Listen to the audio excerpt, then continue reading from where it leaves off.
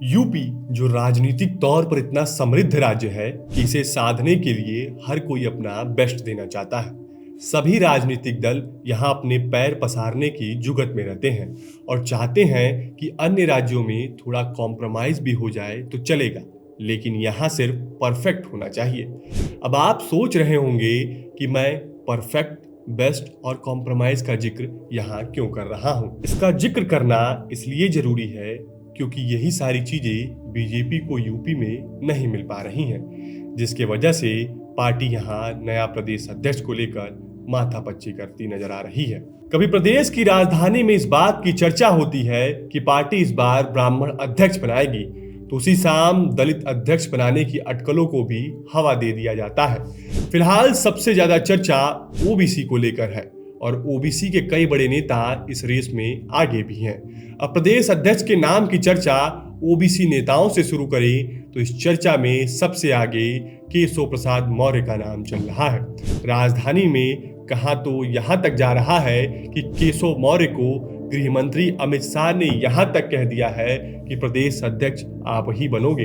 तो वहीं केशव प्रसाद मौर्य को उन्हीं की कैबिनेट के साथ ही स्वतंत्र देव सिंह चुनौती पेश करते हुए नजर आ रहे हैं। साथ ही एक और ओबीसी के ही बड़े नेता के नाम की चर्चा देश की राजधानी दिल्ली में हो रही है, जिनका नाम धर्मपाल सिंह है। वह भी प्रदेश सरकार के कैबिनेट में मंत्री हैं। इसके अलावा कई और नाम रेस में हैं। फिलहाल चर्चा इनकी ही हो रही है। अगर बात ब्राह्मण चेहरे को प्रदेश अध्यक्ष बनाने की करें तो उसमें बस्ती के पूर्व सांसद हरीश त्रिवेदी रेस में सबसे आगे दिख रहे हैं। इसके अलावा पूर्व डिप्टी सीएम दिनेश शर्मा और सुब्रत पाठक के साथ गोविंद नारायण शुक्ला के नाम की चर्चा चल रही है। वहीं दलित प्रदेश अध्यक्ष बनाकर बीजेपी सबको चौंका सकती है। इसमें पूर्व केंद्रीय मंत्री और आगरा से सांसद रह चुके राम शंकर कठेरिया का नाम सबसे आगे चल रहा है। उनके अलावा विद्यासागर सोनकर के नाम की भी चर्चाओं से बाजार गर्म है। भले ही इन नामों की चर्चा राजनीतिक गलियारों में प्रदेश अध्यक्ष के लिए खूब हो रही हो, लेकिन मोदी शाह युग में एक पैटर्न देखने को मिला है कि जिसके नाम की चर्चा होती है उसको पद नहीं मिलता। ऐसे में प्रदेश अध्यक्ष की रेस में जितने नामों की चर्चा हो रही है उनमें से कोई बनेगा या नहीं, ये बात भविष्य की गर्भ में है।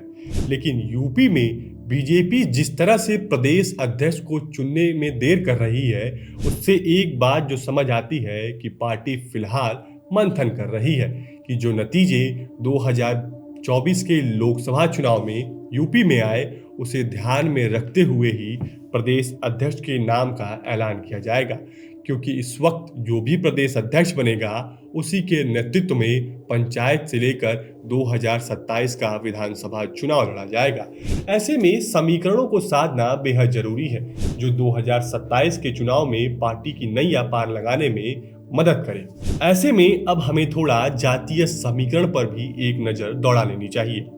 यूपी में ओबीसी की आबादी 40% से ज्यादा है, लेकिन बीजेपी हमेशा से यादव माइनस ओबीसी की राजनीति करती है। ऐसे में 10% यादव को किनारे करने पर भी 30% ओबीसी है, जबकि यूपी में 10% आबादी ब्राह्मणों की है और 21% आबादी दलितों की है।